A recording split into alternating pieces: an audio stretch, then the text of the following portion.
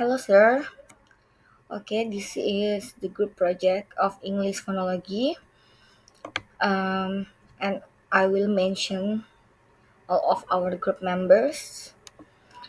There are Elsye, Fioren, is me, Nur Gustiya, and Silvina Laude. Okay, what is English phonology? Phonology is a branch of linguistics concerned with the systematic organization of sounds in language. In the linguistic dictionary, phonology is a field in linguistics that investigates the sound of language according to its function. According to Krida Laksana, 2002, it has traditionally focused largely on the study of the systems of phonemes in particular language. Notes: in this occasion, we will explain eight topics. English phonology. I will start for number one. For the first one, about the production of speech sounds. Humans have communicated through language for thousands of years. Spoken language relies on sound, which is produced using the vocal organs in a complex manner. The study of speech sound falls into two linguistic fields. There are phonetics and phonology. Phonetics analyzes and describes sound objectively, while phonology examines how sounds function within a language system. And also, we have phonemes. Phonemes are the small sound units that can change a word's meaning.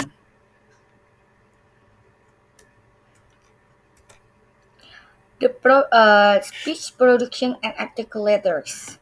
Speech sounds are produced by controlling airflow using different parts of the vocal tract, known as articulators.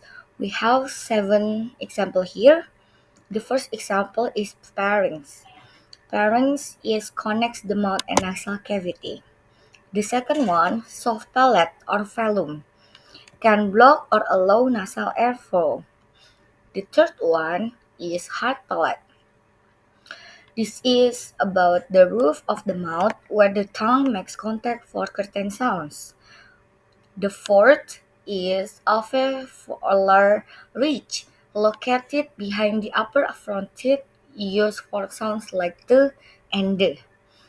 The fifth one is tongue, a key articulator with different parts: tip, lip, uh, front, and root. Teeth. The sixth one is teeth. Teeth is how produce sounds like in tin and this. The last one is lips, used for sounds like p, b, and And also we have vowels and consonants. Vowels is produced without obstructing airflow, varying by tongue height and tongue position, and while consonants is involve some blockage of airflow. And also we have cardinal vowels and short vowels. This is about the vowel sounds, different sounds of comparison.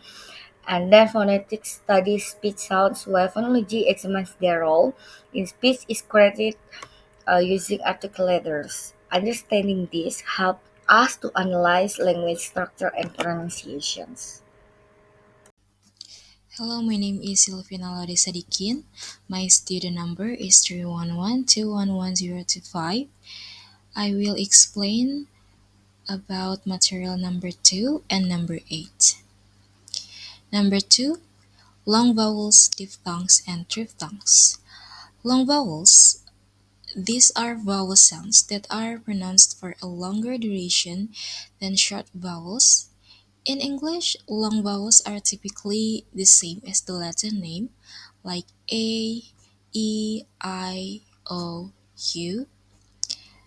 For example, A as in cake, the long is in A sound. E as in C, the long is in E sound. I as in bike, The long is in I sound. O as in hope. The long is in O sound. U as in tube. The long is in U sound. Next, diphthongs. A diphthong is a complex vowel sound that begins with one vowel sound and glides into another within the same syllable. The two vowel sounds blend together smoothly.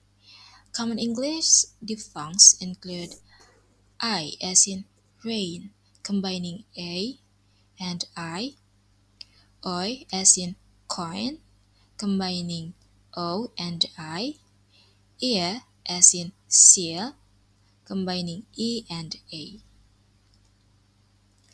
Next, triphthongs. A triphthong is a vowel sound that involves the glide from one vowel sound to another and then to a third in a single syllable. Triphthongs are more complex and are less common than diphthongs. Here are some examples of triphthongs in English. Flower, hour, combining a, u, and a sound. Fire, ire, combining I sound, E sound, and a sound. Player, air, combining a, I, and a sound. So the next topic is about voicing and consonant. So voicing is to characterize the production of consonants speech sound. The speech sound can be described as the either voiceless or also known unvoiced and voiced. Also voicing is referred to the articulatory process where the larynx becomes a major instrument. The organ in larynx or the vocal folds will vibrate and produce particular speech sound. And also there is consonant sound. It is the restricting the airflow in physical way. This gives the consonant its own characteristic sound. Next is the larynx characteristic. So the larynx has very important function in speech. The larynx is in the neck and it has several parts, such as cartilage. So the larynx structure is made of two large cartilages. These are hollow and are attached to the top of trachea, and when we breathe, the air passes through the trachea and larynx. So inside the box that made by these two cartilages are the vocal folds, which are the two thick flaps of muscle air, rather like a pair of lips. An older name for this is vocal cords. And there is glottis. Glottis is referred to the opening between the vocal fold. If the vocal folds are apart, we say that the glottis is open. If they are pressed together, we say that the glottis is closed. And then this seems quite simple, but in fact that we can produce a very complex range of changes in the vocal folds and their position. So these changes are often important in speech. There are four easily recognizable states of vocal cords. So the first one, there is the wide apart. So the vocal folds are wide apart for normal breathing and usually during voiceless consonant like P, F, S. Your vocal folds are probably apart now. And then there is narrow glottis. So if air passes through the glottis when it's narrow. The result is fricative sound for which the symbol, like for example, is H. Like for example, ha ha ha ha. Next, we have the vibration. When the edges of the vocal folds are touching each other or nearly touching, air passing through the glottis will usually cause a vibration. A vocal fold vibrate when we speak or sing. And the last one, we have the tightly closed. So the vocal folds can be firmly pressed together so that air cannot pass between them. When this happens in speech, we call it a glottal stop or glottal closing. And next, We have the respiration. So, in the respiration, um, it is the air passing between the vocal folds. So, the normal way for this airflow is to be produced is for some of the air in the lungs to be pushed out. When air is made to move out of the lungs, we say that there is an aggressive pulmonic airstream. And there are several types of voice that we can produce. If the vocal folds vibrate, we hear a sound known as voicing or phonation. Changes to the vocal folds might include lengthening or shortening, tensing or pressing them together. And there are three major distinctions, and the first one is variation in intensity, that we produce voicing with high intensity for shouting, for example, and with low intensity for speaking quietly. And the second is variation in frequency. If the vocal folds vibrate rapidly, the voicing is at high frequency. If there are few vibrations per second, the frequency is lower. The third one is variation in quality. We can produce different sounding voice quality, such as those we might call harsh, pretty, murmured, or creaky. And next, we're going to talk about the plosive or oral stop. So a consonant sound produced by stopping the airflow in the vocal tract. For example, the consonant is P, T, K, B, D, and G. So the plosive have different places of articulation. So there are three. The first one is the plosive P, P that are bilabial, since the lips are pressed together. And the second, the plosive T and D are alveolar, since the tongue blade is pressed against the alveolar ridge. And the third is the plosive K and G that are velar. The back of the tongue is pressed against the area where the hard palate ends and soft palate begins. And also there is the Hellenes or voiced, that consonant that are produced with the vocal cords firing or no push of air. And there is fortis, or we call it voiceless or unvoiced, that consonants that are produced with the vocal cords open or push of the air. And next, we are going to talk about the phonemes and symbols. So, the phonemes definition is abstract string of sound units which distinguish one word or word element from another. For example, bus and buzzes or buzz are two different sounds of English. By replacing one with other will make difference in meaning. And there is the allophone. Allophone is different relation of the same phoneme. And according to the late vote in 2001, allophone is defined as a variant of phoneme, a kind that changes its sound based on how word is spelled. And these are the features of the allophones of a particular phoneme. First, they do not change the meaning of a word. Next, they are very similar to one another. And the last, they occur in phonetic contexts different from one another. For example, the syllable initial as opposed to syllable final. Next, we're going to talk about the symbol. So, symbol used for two purposes. Either they are symbol for phonemes or phonemic symbol or phonetic symbols. So, one of the traditional exercise in pronunciation teaching by phonetic methods is that of phonemic transcription, where every speech sound must be identified as one of the phonemes and written the appropriate symbol. There are two different kinds of the transcription exercise. First is the transcription from dictation. So the student must listen to a person or reading and write down what they hear. The next is transcription from a written text.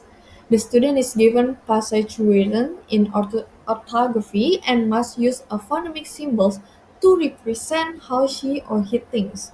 It will be pronounced by a speaker of a particular accent.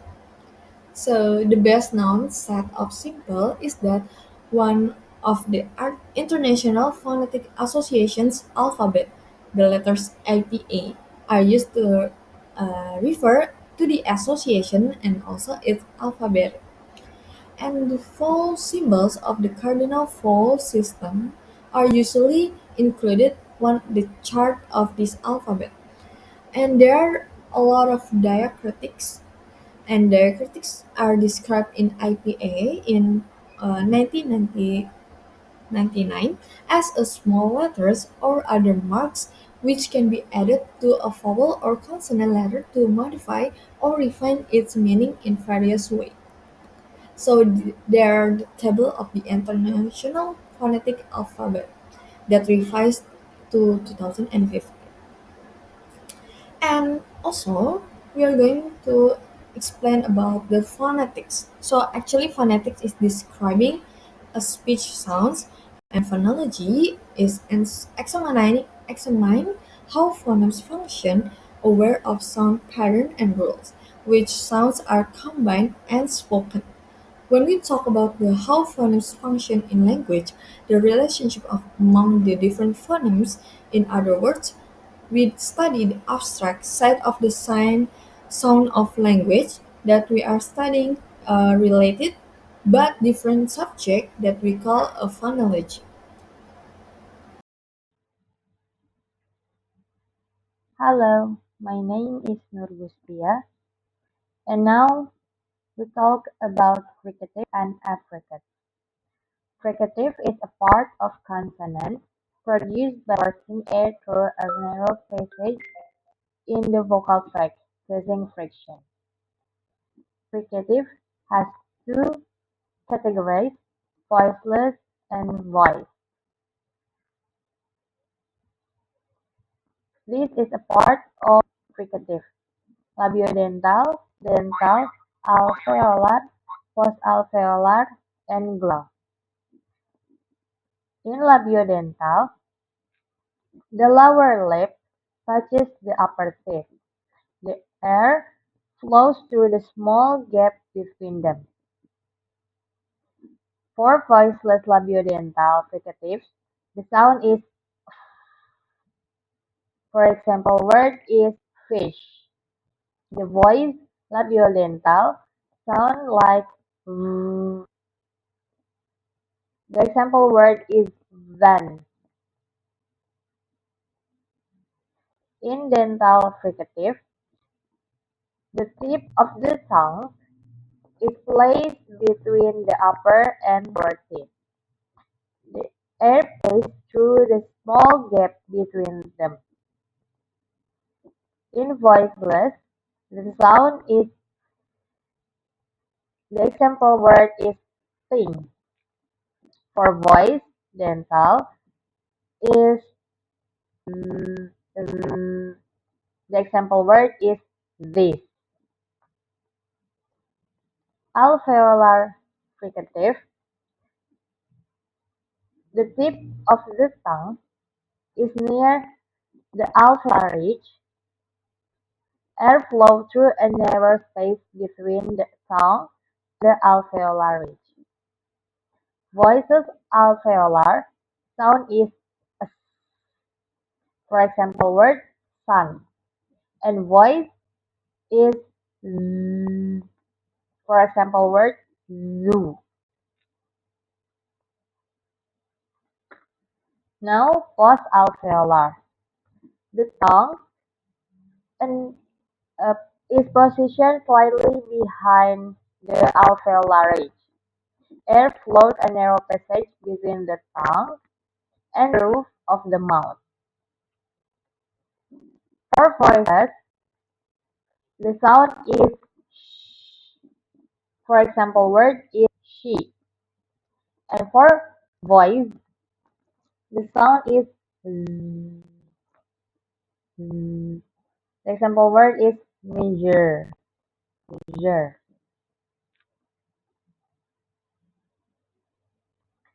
Now we talk about glottal. Air flows thoroughly through the glottis without any obstruction from the tongue or lips. The sound is, for example, word is hat. Now we move to affricates. Affricates are consonant sounds that begin as a stop and release as a fricative.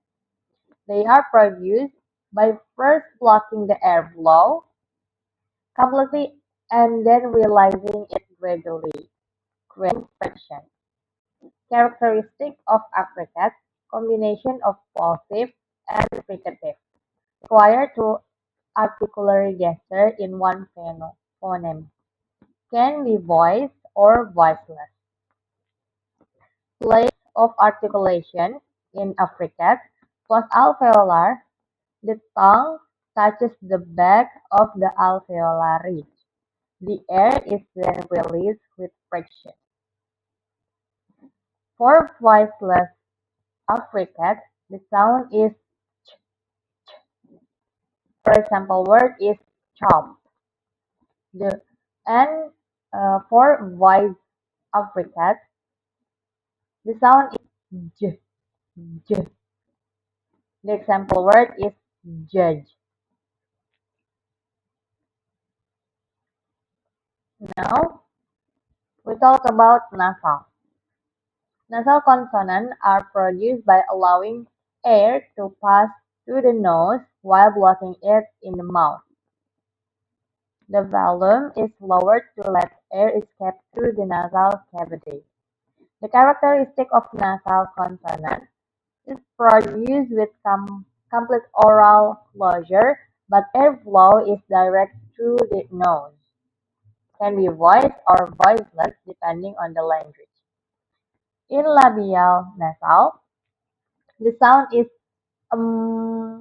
example word is mode.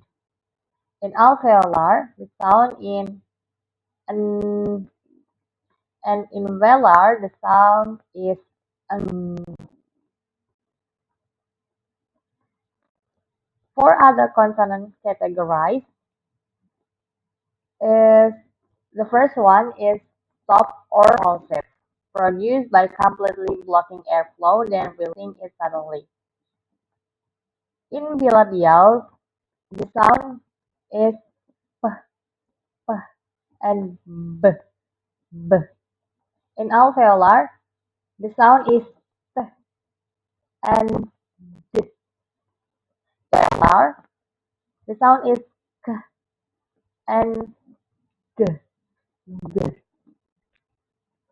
The second one is approximant.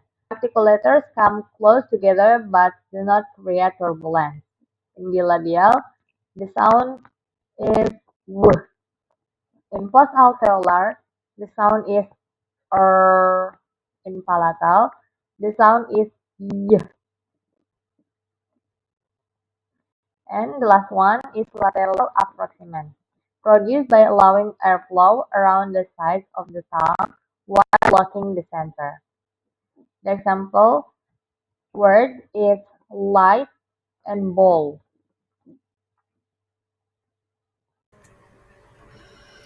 Okay, back to me again. The syllable. The syllable is a crucial unit of speech, playing a significant role in rhythm. However, identifying syllables in words or sentences can be subjective, leading to disagreements. The nature of the syllable is consists of a nucleus, or typically a vowel, and may have an onset and coda. And then, for example, like have many clusters. And then the structure of the English syllable. We have three parts here. There are onsets, codas, and consonant clusters. The example of onsets is street of street, and then codas is text, and then the example of consonant clusters is about the complex clusters that limited number in follow phonetic rules, like morning. Okay, The last one is about syllable division. Syllable division is about the maximal onset principle that between vowels should be assigned to the following syllable if possible. The example is morning, not morning. Carry, not carry. And next, the material number 8 about strong and weak syllables. A strong syllable is typically stressed, meaning it is pronounced with greater emphasis. The characteristics it often contains a vowel sound that is clear and distinct. It may have a longer duration compared to weak syllables. Strong syllables usually carry the primary meaning or emotionally weight in a word. Next, a weak syllable is usually unstressed, meaning it is pronounced with less emphasis. The characteristics it often contains a reduced vowel sound, such as a schwa or a sound. Or we can say that a lazy sound. It tends to be shorter in duration. Weak syllables often serve grammatical purposes or contribute to the rhythm of speech but do not carry the primary meaning. So here's example in the word banana. So you can hear that the first syllable ba is a strong or stressed syllable, while the second syllable and the third syllable is weak or unstressed. Okay, that's all from us. Thank you so much, sir.